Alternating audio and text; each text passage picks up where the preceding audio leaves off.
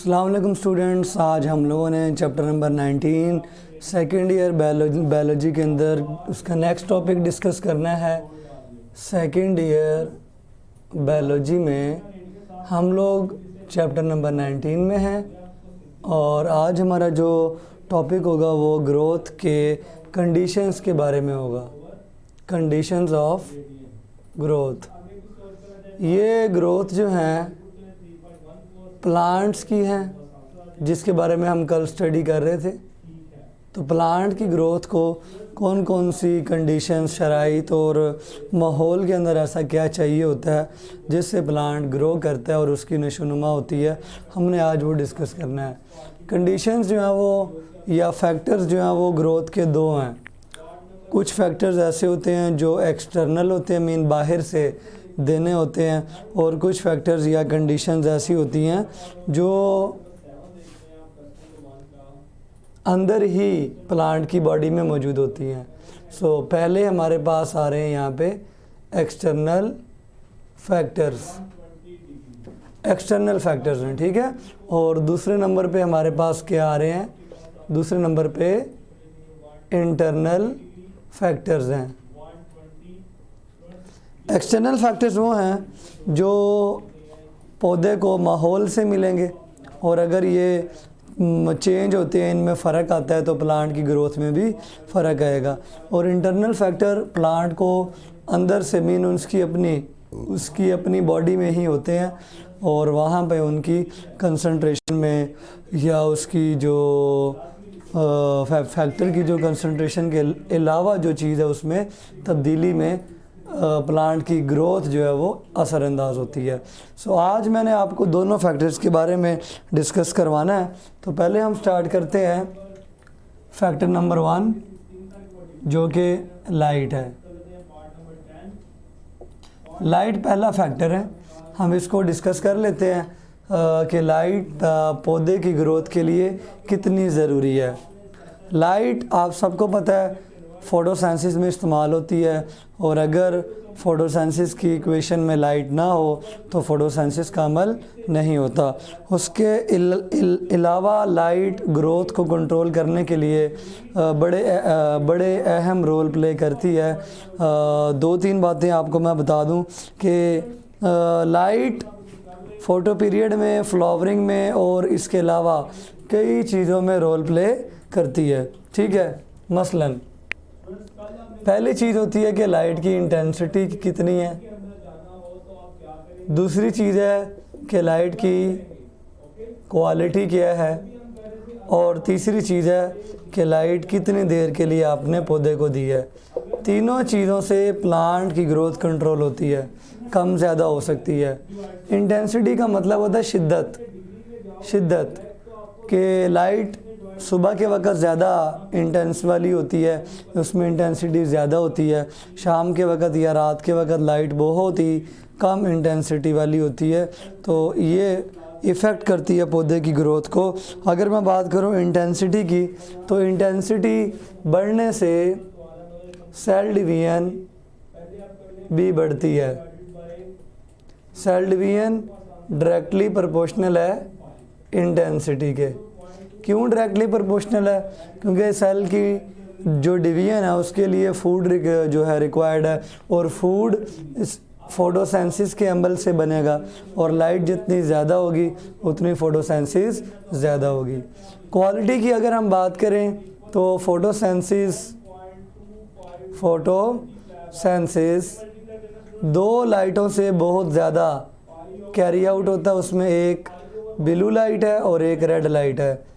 First year में हम लोगों ने फोटोसेंसिस का स्पेक्ट्रम पढ़ा था, तो उसमें हमें क्वालिटी में ब्लू और रेड लाइट ये पता चली थी कि बहुत ज़्यादा इफ़ेक्टिव है। कुछ अल्ट्रा वायलेट रेज होती हैं या लाइट्स होती हैं, अल्ट्रा वायलेट लाइट, ये सेल डिवीजन को, ये जो सेल की जो क्या नाम है एलोंगेशन है उसको रिटार्ड करती है, रोक देती है। ये डेंजरस है, रिटार्ड सेल एलोंगेशन। आपको मैंने कल बताया था कि जब ग्रोथ होती है तो सबसे पहले डिवीजन होती है। डिवीजन ब्लू लाइट ने करवानी है, ब्लू लाइट जब डिवीजन करवाएगा तो सेकंड स्टेप पे सेल एलोंगेट होते हैं, उस एलोंगेशन में अल्ट्रा वायलेट लाइट रुकावट बन जाती है। वो अल्ट्रा वायलेट लाइट सेल की एलोंगेशन को रोकती है, उसको कम करती है। इंटेंसिटी के बाद आपको मैंने क्वालिटी बता दी, क्वालिटी में कलर्स की बात करते हैं। ड्यूरेशन आ जाते हैं। अब ड्यूरेशन में आपको पता है फ़ोटो पीरियोडिज़म हमने पढ़ा था, तो फ़ोटो पीरियड बड़ा इम्पोर्टेंट होता है जो फ्लावरिंग को कंट्रोल कर रहा होता है। फ्लावरिंग कंट्रोल कर रहा होता है। उसके अलावा भी हमने कई चीज़ें पढ़ी थी जो फ़ोटो पीरियड की वजह से कंट्रोल होती हैं। सो लाइट को हमने 3 अंदाज़ों में स्टडी किया है कि लाइट की शिद्दत कितनी है। जितनी शिद्दत ज़्यादा होगी फोटोसेंसिस ज़्यादा होगी, सेल डिवीजन ज़्यादा होगी। क्वालिटी में हमने देखा कि रेड लाइट, ब्लू लाइट ज़्यादा इफ़ेक्टिव है फोटोसेंसिस करवाने में, और अल्ट्रा वायलेट जो लाइट है वो नुकसानदेह है, वो सेल की एलोंगेशन को रोकती है। और ड्यूरेशन में कितनी देर के लिए लाइट पौधे को देनी है, उसमें फ़ोटो पीरियोडिज़म का बड़ा इम्पोर्टेंट रोल था जो फ्लावरिंग को सपोर्ट करता है, जिसमें हमने शॉर्ट डे प्लांट्स और लॉन्ग डे प्लांट देखे थे। ठीक है, तो ये हमारे पास पहला फैक्टर था जो मैंने एक्सप्लेन किया है लाइट का। दूसरा फैक्टर हमारा टेम्परेचर का है। दूसरा फैक्टर हमारा कौन सा है जी? टेम्परेचर। टेम्परेचर भी बड़ा इम्पोर्टेंट है। ये लें जी, ये आ गया जी टेम्परेचर। टेम्परेचर पौधे को बहुत ही इफ़ेक्ट करता है, ज़्यादा इफ़ेक्ट करता है। पौधा किस टेम्परेचर पे अपनी ग्रोथ ज़्यादा करता है, किस पे कम करता है, वो हमें आज पता चलेगा। जो रेंज है वो है 0 से लेके 35 तक।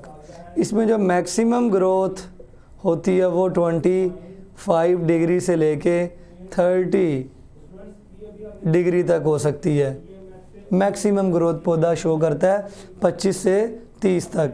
और सबसे कम जो ग्रोथ है, मिनिमम या लीस्ट जो ग्रोथ होती है, वो 5 डिग्री से लेके 10 डिग्री सेंटीग्रेड तक टेम्परेचर है।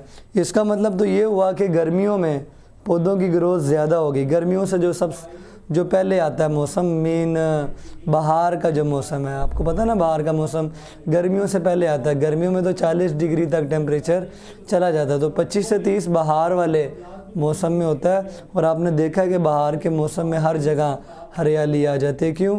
क्योंकि वो टेम्परेचर बड़ा सूटेबल होता है प्लांट्स की, यानी पौधों की ग्रोथ के लिए। और अगर प्लांट्स को बहुत ही ज़्यादा टेम्परेचर दे दिया जाए, 35 से ज़्यादा 40 डिग्री दे दीजिए, तो इस टेम्परेचर पर प्लांट्स की डेथ हो जाती है। क्यों? ये टेम्परेचर बहुत ही नुकसानदेह है। इससे प्रोटीन है वो डीनेचर होती है। ये आप लोगों ने पढ़ा हुआ है कि प्रोटीन डीनेचर होने से बड़ा प्रॉब्लम होता है, तो प्लांट्स भी प्रोटीन के डीनेचर होने से मर जाते हैं। सो कई वैल्यूज़ हैं यहाँ पे एमसीक्यूज़ के तौर पर आपने याद करनी है। पहली क्या कि ओवरऑल रेंज है 35 तक जो ग्रोथ हो सकती है, कम भी ज़्यादा भी। सबसे ज़्यादा जो ग्रोथ प्लांट्स की शो होती है वो 35 से 30 तक, 35 डिग्री से लेके 30 डिग्री सेल्सियस तक। और सबसे कम जो ग्रोथ होती है वो 5 से 10 डिग्री टेम्परेचर है। ये सर्दियों का टेम्परेचर है। इसमें आपको पता है इतनी ग्रोथ पौधों की नहीं होती। अगर आपने बहुत ही ज़्यादा टेम्परेचर दिया हो तो प्लांट्स की डेथ्स भी हो सकती हैं। सो टेम्परेचर हमारा बहुत ही इम्पोर्टेंट फैक्टर था। चूँकि बाहर होता है, ये भी इन्वायरमेंट से मिलता है, सो ये भी एक्सटर्नल फैक्टर है। ठीक है, लाइट के और टेम्परेचर के बाद हमारा तीसरा इम्पोर्टेंट फैक्टर आता है oxygen. Oxygen gas oxygen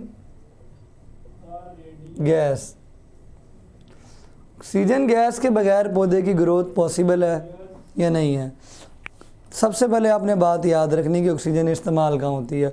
oxygen respiration के लिए ज़रूरी होती है, यूज्ड इन रेस्पिरेशन।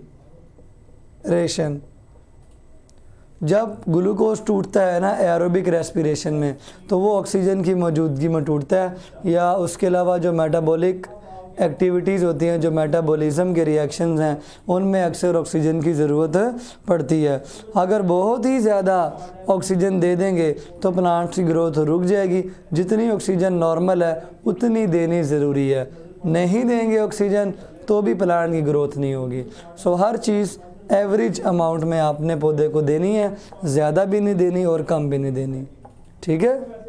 उसके बाद तीसरा जो फैक्टर है, तीसरे के बाद चौथा फैक्टर है कार्बन डाइऑक्साइड। कार्बन डाइऑक्साइड तो हम लोग बचपन से ही पढ़ते आ रहे हैं। It is used in photosynthesis. Photosynthesis में कार्बन डाइऑक्साइड का रिएक्शन पानी के साथ होता है तो ग्लूकोज यानी कि खुराक बनती है, कार्बोहाइड्रेट बनता है। सो इसके लिए बहुत इम्पोर्टेंट फैक्टर कार्बन डाइऑक्साइड है। अगर ये नहीं होगी तो प्लांट की ग्रोथ नहीं होगी। हाँ, ज़्यादा भी नहीं देनी, बहुत ज़्यादा कार्बन डाइऑक्साइड भी नुकसानदेह है। उसके बाद एक फैक्टर आता है दैट इज़ वाटर। वाटर भी आपको मैंने बताया कि ज़रूरी है फोटोसिंथेसिस के लिए। वाटर पौधा ज़मीन से एब्ज़ॉर्ब करता है, जड़ों से वाटर एब्ज़ॉर्ब करता है और इससे उसकी ग्रोथ होती है। पौधा इससे अपनी फोटोसिंथेसिस कैरी आउट करता है। एलोंगेट भी इसी से होता है। परसों या कल हमने बात की थी कि सेल एलोंगेट होता है बाय अपटेकिंग वाटर। 150 टाइम्स उसका वॉल्यूम बढ़ता है due to water. Turgor pressure किसने जनरेट करना है पौधों में? वाटर ने। टर्जिडिटी, रिजिडिटी, ये सारी चीज़ें वाटर से होनी है। और आखिरी जो इसका फैक्टर है बहुत ही इम्पोर्टेंट, दैट इज़ न्यूट्रिशन। ये न्यूट्रिशन जो है सॉइल के ज़रिए होती है। आपको पता है सॉइल में न्यूट्रिएंट्स मौजूद हैं। अगर न्यूट्रिएंट सॉइल में मौजूद हों, ज़मीन में अगर खुराक यानी न्यूट्रिएंट्स मौजूद हो तो उस ज़मीन को हम फर्टाइल कहते हैं, ज़रख़ेज़ ज़मीन कहते हैं। और अगर ज़मीन में न्यूट्रिएंट्स ना हो तो ऐसी ज़मीन को हम इनफर्टाइल ज़मीन कहते हैं। कि हम कहते हैं इसमें कौन कौन से न्यूट्रिएंट्स इंपॉर्टेंट हैं आपको मैं बता दूं। उसमें नाइट्रोजन है, मैग्नीशियम है और फास्फोरस है, कई इस तरह के न्यूट्रिएंट्स होते हैं। और अगर किसी ज़मीन में न्यूट्रिएंट्स की कमी होगी तो हम फर्टिलाइज़र देकर, खादें उसमें ऐड करके न्यूट्रिएंट्स की कमी को पूरा करेंगे, ठीक है। तो न्यूट्रिएंट्स ज़्यादा होंगे तो ज़मीन ज़रख़ेज़ होगी और उसकी ग्रोथ होगी। अगर न्यूट्रिएंट्स ज़्यादा नहीं होंगे तो प्लांट्स की ग्रोथ ज़्यादा नहीं होगी। दो फैक्टर्स इंटरनल भी हैं, उनको भी हम डिस्कस कर लेते हैं। इसका मैं अब बॉक्स बना देता हूँ क्योंकि उनका मैंने सर्कल बनाया है ताकि आपको डिफरेंशिएट हो जाए। सबसे पहले इनमें हार्मोन्स हैं। हार्मोन हमने 5 किस्म के पढ़े थे, आपको याद हो या ना याद हो। चैप्टर नंबर 17 के स्टार्ट में हमने 5 किस्मों के हार्मोन्स पढ़े थे। हमने उनमें ऑक्सिन्स, जिब्रेलिन्स, साइटोकिनिन्स और इथीन वगैरह ये सारे हार्मोन डिस्कस किए थे। एक एग्जांपल आपकी बुक में ये दोबारा आई है, इंडोल एसिटिक एसिड IAA। ये ऑक्सिन था। ये क्या था? ये ऑक्सिन का कंप्लीट नेम है इंडोल एसिटिक एसिड, जो कि ज़रूरी है फ्रूट बनाने के लिए, जर्मिनेशन के लिए। उसके अलावा कई चीज़ों के अंदर हार्मोन जो है वो ज़रूरी है, एलोंगेशन के लिए भी ज़रूरी है, ठीक है। इंडोल एसिटिक एसिड, पूरा नाम इंडोल 3 एसिटिक एसिड भी इसको हम लिख सकते हैं। हार्मोन्स के बाद दूसरी जो इम्पॉर्टेंट इंटरनल कंडीशन या फैक्टर है वो है वाइटामिन्स। जो वाइटामिन्स हैं ये अक्सर कोएंजाइम के तौर पर बिहेव करते हैं। ये वाइटामिन्स बहुत कम अमाउंट में चाहिए होते हैं लेकिन इम्पॉर्टेंट बहुत होते हैं। इन विटामिन्स के बगैर प्लांट्स जो है वो ग्रोथ नहीं करते। प्लांट विटामिन खुद बनाते हैं, चूँकि ये बॉडी के अंदर बनाए जाते हैं तो इनको हम इंटरनल कह रहे हैं, अंदरूनी। हार्मोन भी बॉडी के अंदर ही बनते हैं, प्लांट्स की बॉडी के अंदर। और इन विटामिन्स को हम ऑर्गेनिज्मिक भी कह सकते हैं या ऑर्गेनिज्मिक भी कह सकते हैं, जो बहुत ही इम्पोर्टेंट हैं। और याद रखें, अगर जो है प्लांट्स लाइट के बगैर ग्रो करेंगे, तो विटामिन नहीं बनेंगे, और अगर विटामिन नहीं बनेंगे तो प्लांट की ग्रोथ सीज हो जाएगी, रुक जाएगी। इसका मतलब ये हुआ कि विटामिन्स बनाने के लिए पौधों को लाइट चाहिए। इंटरनल फैक्टर्स पूरे करने के लिए एक्सटर्नल फैक्टर चाहिए होगा। ये एक हिंट है आपके लिए कि एक्सटर्नल देंगे तो इंटरनल पूरे होंगे ना। अगर आपने एक्सटर्नल नहीं दिया तो इंटरनल भी पूरे नहीं होंगे। ठीक है, अब आपके इस टॉपिक से क्वेश्चंस का मैं इंतज़ार कर रहा हूँ। अब आप लोग क्या करेंगे, कमेंट करेंगे और मुझसे क्वेश्चन पूछेंगे। बहुत ही आसान टॉपिक था, किसी ने क्वेश्चन करना है तो कर ले, नहीं तो हम अपना टॉपिक, अपना लेक्चर यहाँ पे क्या करते हैं, वाइंड अप कर देते हैं। ठीक है, हाँ जी। मैंने आपको जो पढ़ाया है ध्यान से देख लें। अगर आपकी बुक में फैक्टर्स आगे पीछे लिखे हैं, मैंने देखी हैं कुछ books Punjab text book board की, जिसमें फैक्टर्स जो है ना वो एक्सटर्नल को इंटरनल में, इंटरनल को एक्सटर्नल में लिखा हुआ है। तो आप याद रखें ये सारे फैक्टर्स एक्सटर्नल हैं और सिर्फ 2 के हैं इंटरनल हैं। कैसे एक्सटर्नल है जी? लाइट भी बाहर से ही दी जाएगी, टेम्परेचर भी इन्वायरमेंट से ही दिया जाता है, ऑक्सीजन भी माहौल से दी जाती है, कार्बन डाइऑक्साइड भी माहौल से दी जाती है, वाटर भी ज़मीन यानी माहौल है ना, ज़मीन, उससे दिया जाता है, और न्यूट्रिएंट्स यानी जो खुराक है प्लांट्स की, जो हम मिट्टी में से ऐड करते हैं, वो भी बाहर से दी जा रही है।